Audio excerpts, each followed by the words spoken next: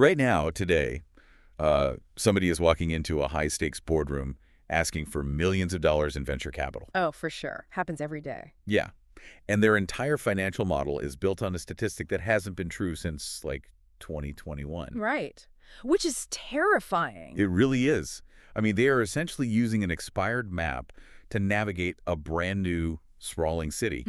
If you rely on a map from 5 years ago where, the one-ways have shifted and whole neighborhoods have been redeveloped, you're going to drive your business straight into a brick wall. Well, the corporate world is currently suffering from this epidemic of fake data. I mean, people pull numbers from a random blog post, throw them into a slide deck, and suddenly those numbers become gospel. Yes, exactly. But those statistics are usually just copies of copies of copies, completely stripped of their original context, their underlying methodology, and most importantly, their date. Which is why we are cutting through that noise today. Our mission for this deep dive is to reconstruct the actual mechanics, the scale, and the costs of the modern e-commerce landscape. And we have a great source for this. We do. We're Yeah. using this remarkably rigorous document titled Shopify Statistics, Verified Numbers for Merchants. And this was updated as recently as July 28, 2026. Right. And what makes this fascinating isn't just the data itself, but how the researcher forces us to look at it using something they call a to-date discipline. Okay, let's unpack this because that sounds intense. It is an incredibly demanding methodology, but it is entirely necessary for modern internet research. Yeah. For every single metric in this document, whether we are talking about gross merchandise volume, a specific pricing tier, or a hard-coded technical limit on the platform, the author requires two distinct dates. Wait, 2 dates for one number. Exactly. You need the date the original source published the figure and the date the researcher last opened that exact URL or SEC filing to verify with their own eyes that the number was still live. Wow, okay. Yeah. Because the internet rots. I mean, pages redirect, pricing models pivot overnight, and product features get quietly deprecated all the time. I remember, looking for Shopify's $5 starter plan a while back. That page used to boldly advertise the $5 price tag, but now it just quietly redirects you to a generic free trial landing page. Yep, they just silently change it. Right. And if you are operating on a data set that captured that $5 figure back in, say, April 2026, without noting the date, you are literally building a financial model on a ghost. Precisely. The to-date discipline forces you to abandon the aggregator blogs and rely strictly on legally binding official documents. We are talking about 10K annual reports, 10Q quarterly filings, and live double-verified developer pages. Which is a totally different ballgame. It completely changes your understanding of a company when you stop looking at their marketing and start looking at their government filings. Right. Because before we can even begin to analyze what it actually costs you to run a storefront, we have to wrap our heads around the sheer mind-boggling scale of this platform. It's massive. And to do that, we have to learn how to translate a very specific secret corporate language. The absolute scale really does require a moment to process. If we look at the verified government filings for 2025, merchants sold $378.4 billion through Shopify. That is billion. With a B. With a B, yes. And the velocity of that money is only accelerating. How fast are we talking? In just the first quarter of 2026 alone, the volume hit $100.7 billion. We are looking at a 35% jump year over year. That is wild. And if you zoom out and look at the lifetime of the platform, the cumulative gross merchandise volume since the company was founded sits at $1.6 trillion.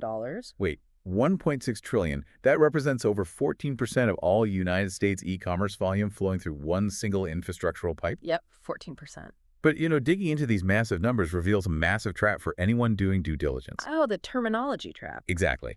I am putting myself in the shoes of an analyst here.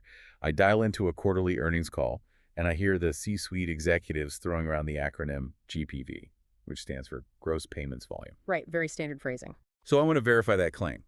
I pull up the audited 10K filing on the SEC database, hit CTRLF, type in GPV, and I get 0 results. My immediate assumption would be that they are just, hiding the numbers. What's fascinating here is how corporate terminology naturally creates an invisible barrier to entry. GPV is essentially earnings call slang. Slang, really? Yeah, it is the snappy tech industry jargon the executives use when they are trying to tell Wall Street analysts a compelling growth story. But in the actual legally binding SEC filings, where every word carries immense legal liability, that abbreviation simply does not exist. It is exactly like trying to order a secret menu item at a drive-thru, but you were using the wrong code word. That's a perfect way to put it. Right. The cashier is just going to stare at you and say they don't sell it. If a researcher relies on CTRLF for GPV, they will publish a report stating Shopify doesn't disclose its payment volume. Which happens constantly, by the way. Major aggregators will literally list the metric as undisclosed, completely misinforming their readers. Unbelievable. The data is fully disclosed. You just have to know the formal term required by the regulators, which is the Shopify payments penetration rate. Ah, there it is. And when you search for that specific phrase, you discover that in Q1 2026, the penetration rate sat at 67%. Okay. That means 67% of that massive overall volume, which comes out to roughly $67.1 billion in just 3 months, was processed directly through Shopify's proprietary payment gateways. Wow. Okay. So knowing how to find the money is step one. But the geographical source of that money tells a completely different story. It really does. Mapping out where these merchants actually live versus where the revenue is generated reveals a staggering disconnect. Well, Shopify approaches their merchant count with deliberate ambiguity. Since late 2021, they have refused to provide an exact raw number of active stores. Why is that? The audited annual reports simply state they have millions of merchants spread across more than 175 countries. They want to project a massive, ubiquitous global footprint. Okay, so they might be vague on the raw totals, but they are hyper-precise when it comes to regional percentages. Very precise. And those percentages totally shatter the illusion of a uniform global platform. Mm-hmm. Currently, 44% of Shopify merchants are located in the United States. Right.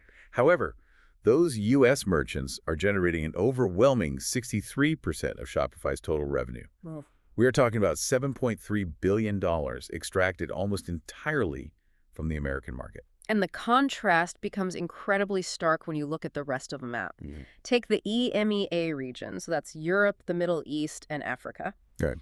They account for 31% of all merchants on the platform. That is nearly a third of the entire global user base. That's huge. Yet they only generate 21% of the revenue.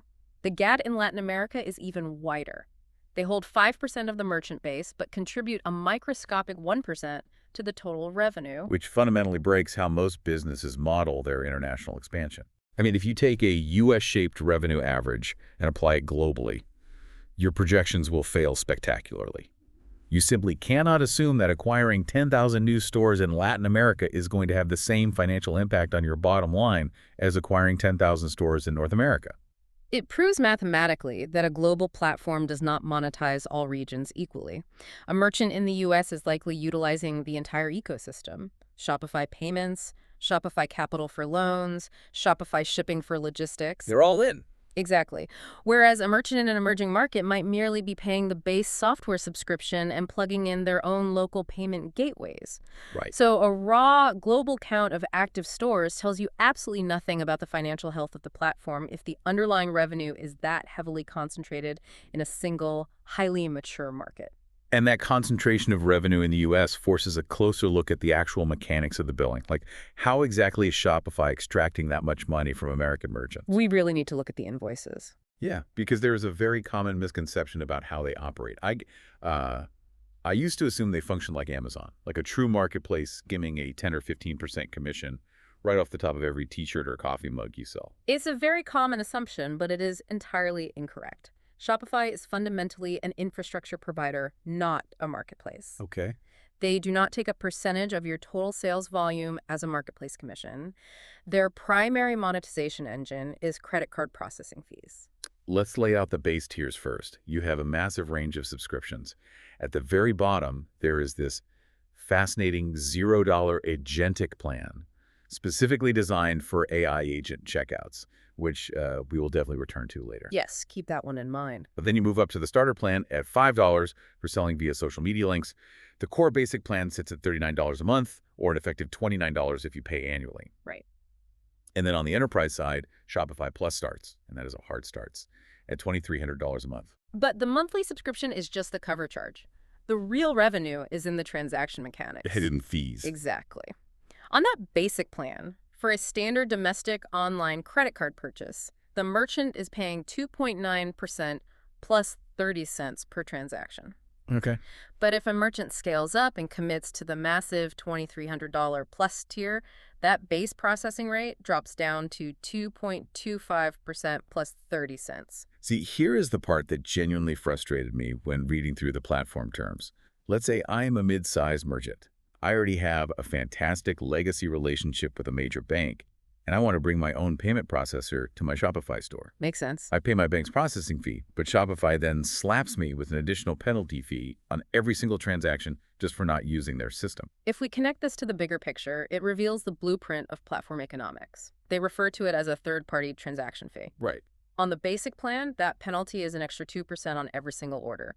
Even if you are paying thousands a month on the Enterprise Plus plan, you are still penalized with a 0.2% fee. I mean, that is the digital equivalent of a restaurant charging you a corkage fee because you dared to bring your own credit card terminal into their dining room. That's exactly what it is. And they don't stop there. They also have a mechanism called the Mixed Provider Premium. If you use Shopify payments for your primary checkout, but you activate a third-party provider just to offer specific local payment methods to international customers, Shopify tax on a 1.25% premium to your standard rate just for having that external system active. It is an aggressive strategy designed to build an impregnable moat.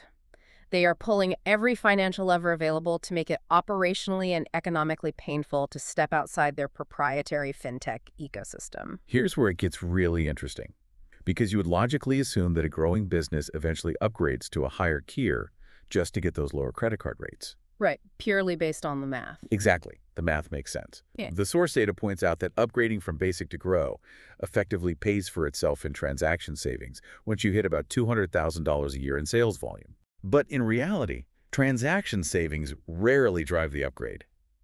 Businesses are forced to upgrade because of operational physics. The invisible fences. A merchant rarely wakes up and decides they just want to pay a higher monthly software fee. No one wants to do that. Exactly. They hit a hard limit. Their business physically cannot execute a necessary real-world operation until the software constraint is lifted by a higher payment tier. And inventory locations are the classic trap for this, right? Oh, absolutely. On the basic plan, you are permanently capped at 10 inventory locations. The moment your business opens an 11th warehouse or even temporarily spins up a retail pop-up shop for the holidays, you hit the fence. You're stuck. You either abandon the expansion or you upgrade. But the most illustrative example of this friction is the variant limit. The history of the variant limit explains so much about how software ecosystems evolve. A variant is simply a specific version of a base product. Like sizes of a shirt. Yes. So a single t-shirt design offered in 3 sizes and 3 colors equals 9 variants. For years, the core Shopify platform imposed a hard, unyielding limit of exactly 100 variants per product. But as of October 2025, they finally overhauled the architecture. Products can now carry up to 2,048 variants. That is a massive leap in capability. It is a massive upgrade to the core platform, yes. But the documentation explicitly warns developers and merchants about a phenomenon known as the ghost limit. I love this concept. Upgrading the core platform to handle 2,048 variants is it's like dropping a state-of-the-art V8 engine into a 20-year-old car, but deciding to keep the original, rusted-out transmission. That's a great analogy. Right. The core Shopify engine can handle the power, but what happens when that data hits all the third-party apps and custom themes you've been installing for the last 5 years? Exactly. You have to remember, there is an ecosystem of over 21,000 independent apps. Many of those were coded years ago, hardwired to assume a product could never have more than 100 variants. Oh, wow. So you cannot just flip a switch on the core platform without risking cascading failures across the broader internet. The official documentation specifically calls out popular tools, like the Stocky Inventory app, warning that they may still crash or fail to sync if you push past that old 100 variant limit. So your business is scaling rapidly. Your new product line has 150 variants. The platform accepts it perfectly. But your warehouse inventory app just completely blows a gasket and stops syncing orders. Which is why relying on assumptions instead of rigorous testing is fatal for large catalogs. This specific type of operational friction, running headfirst into a ghost limit, is the primary catalyst that forces large merchants out of the standard tiers and into custom enterprise builds. Yeah, that makes sense. You hit a technical wall, and suddenly you are paying premium enterprise fees just to hire developers to build custom API workarounds. And that enterprise friction is clearly something Shopify is actively trying to manage right now. If we look at how they are approaching wholesale, the business-to-business sector, they recently executed a massive shift that completely altered the physics of those upgrades. The dividing line for this shift is April 2, 2026. Prior to that date, if a mid-market brand wanted to utilize native B2B functionality, things like assigning custom wholesale catalogs to specific clients or setting up company-specific payment terms, they were effectively locked out. Basically trapped. Yes, those features were trapped inside the walled garden of the $2,300 plus tier. But on April 2nd, they blew the doors wide open. They took those premium native B2B features and pushed them down into the standard basic, grow, and advanced plans. A huge change. Yeah. A standard merchant can now run up to 3 active B2B catalogs with up to 25 catalogs per company location without paying that massive enterprise fee. My initial thought was, isn't that incredibly risky? It seems like it. Aren't they just cannibalizing their own high-margin plus plan by giving away enterprise features for $39 a month? Well, it looks like cannibalization until you view it through the lens of platform dominance. B2B is the final massive frontier for e-commerce growth. Ah, okay. By democratizing those wholesale features, Shopify is ensuring they capture that market share before a competitor can. They need widespread adoption of their wholesale infrastructure far more than they need the immediate subscription fee from a mid-market merchant. That is smart. And to understand how they can afford to build and deploy these features so aggressively, you have to look at the financial incentives driving their army of third-party developers. Right, because the 21,000 apps we mentioned earlier don't build themselves. There's a specific financial magnet attracting that talent. As of June 2025, Shopify altered the revenue split. App developers now keep 100% of the first $1 million they earn on the platform. Which is incredible. Yeah, that used to be a metric that reset annually, but now it is a permanent lifetime allowance. And after they cross that $1 million threshold, they keep 85% of the revenue. If you are a brilliant software engineer sitting anywhere in the world, trying to decide where to launch your new logistics tool or marketing widget, that $1 million 0% commission allowance heavily incentivizes you to build for Shopify first. It is essentially outsourced, free research and development. Shopify doesn't have to hire internal teams to build 21,000 highly specific niche tools. They just create an incredibly lucrative financial environment, and the global developer ecosystem builds the tools for them, further locking merchants into the platform. It's a brilliant engine for innovation. However, as analysts, we must heavily scrutinize the data quality surrounding this rapid B2B expansion. Good point. The document highlights a vital contrast in how information is shared. That 21,000 app figure, that is a hard audited number pulled directly from an SEC 10K filing. Right. But when you see headlines claiming that Shopify's B2B GMV grew 80% year over year, you have to ask where that actually came from. It certainly isn't in the government filings. Exactly. It comes strictly from unaudited, verbal commentary made by the chief financial officer during a quarterly earnings call. Oh, wow. Just a boast. Yes. No legal SEC filing actually discloses the B2B gross merchandise volume, nor do they disclose the specific count of B2B merchants. You must always distinguish between an audited financial reality and a CFO's verbal marketing boast designed to excite shareholders. Which perfectly explains why there is so much conflicting information online. If the executives are spinning one narrative on a call and the lawyers are filing a different reality with the SEC, it creates a vacuum. And nature abhors a vacuum. Right. And in business, people are terrified of uncertainty. So when a concrete number doesn't exist, the internet just invents one to fill the void. We see this psychological need for certainty manifest in fabricated benchmarks. The document meticulously tracks multiple instances where the official documentation actively contradicts itself. The variant upload throttle is a prime example of that. Oh, yeah. If you read the official help center, it states that the system limits how fast you can upload new products, capping a store at 10,000 uploads a day, but only after that store crosses a threshold of 500,000 variants. Okay, sounds straightforward. But, however, if your developer reads the official API documentation, it claims the throttle kicks in way earlier, at just 50,000 variants, and caps you at a mere 1,000 uploads a day. A massive difference. Huge. Even simple things like domain prices are conflicted. One official landing page advertises domains starting at $9, while 2 other official blog posts claim a standard .com costs between $11 and $16. This raises an important question. What do you do when the primary source itself is conflicted? More importantly, Why do we desperately crave universal metrics in an ecosystem that is fundamentally bespoke? And that desperation leads directly to the most pervasive myth in e-commerce. The idea that 90% of Shopify's stores fail. You cannot log into LinkedIn or read a marketing blog without someone throwing that statistic in your face to create a false sense of urgency. It is completely fabricated. The source document systematically proves that this 90% figure is a phantom statistic. There is no primary study. None at all. Nope. There is no disclosed sample size. There is no defined timeline for what constitutes a failure.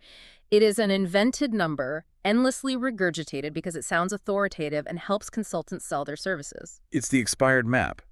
But in this case, the map was drawn by a con artist. Exactly. But even mathematically real statistics become dangerous when misapplied.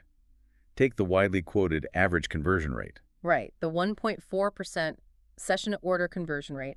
It originates from a legitimate study by a vendor called Little Data, which analyzed 2,800 sites. Okay, so a real study. Yes, but treating that 1.4% as a universal market standard is incredibly dangerous. Comparing a highly segmented, bespoke luxury jewelry brand to a generic global average that includes everything from cheap dropship phone cases to enterprise automotive parts is analytically useless. Yeah, your own highly segmented historical internal data will always be vastly superior for decision-making than any generic market average. Without a doubt. This is why Shopify's internal benchmarks tool deliberately restricts comparisons. It only compares your store's performance against a tight cohort of businesses that share similar traits, actively rejecting the utility of global averages. Exactly. So what does this all mean? When we see this meticulous document print two conflicting numbers side by side, like the variant throttle limits or the domain pricing, it isn't a sign of sloppy research. Quite the opposite. It is a mark of extreme analytical integrity. It is telling you, hey, this metric is actively contested by the platform's own internal teams. Do not lock this into your annual budget without conducting your own rigorous testing first. It forces the reader to engage critically with the operational reality of the software rather than just blindly accepting a bullet point. And that is the core takeaway for you listening right now, preparing your next financial model or board presentation. The true value of a statistic isn't the sheer size of the number. The value lies entirely in whether the person reading your slide deck can verify that number in one single click. Never quote a platform metric without anchoring it to its specific reporting period. Always date it. Do not walk into a room and say, Shopify GMV is 100 billion. You say, Q1 2026 GMV was 100.7 billion. The date is the anchor. Without it, the data drifts into fiction. And as we conclude, I want to pose a thought regarding where all of this meticulously tracked data is ultimately heading. Oh, I like where this is going. Early on, we briefly mentioned that $0 agentic subscription plan, which was designed exclusively for AI agent checkouts. Yes, a platform tier that completely removes the human buyer. Consider the implications for everything we've just discussed. If the future of commerce is rapidly shifting toward an environment where autonomous AI agents are negotiating and purchasing from other AI agents behind the scenes, operating entirely via APIs without human intervention, will human-centric metrics like session-to-order conversion or cart abandonment rates even exist in 5 years? An AI agent does not get distracted by a text message and impulsively abandon its shopping cart. That fundamentally changes the physics of retail. We are obsessively drawing these incredibly precise maps for a sprawling city that might be about to sink into the ocean, replaced by an infrastructure we don't even have the vocabulary for yet. It's very possible. But until those roads disappear, you have to use the right map for the terrain you are driving on today. Demand the two dates, verify the mechanism. Thank you so much for joining us on this deep dive. We'll catch you next time.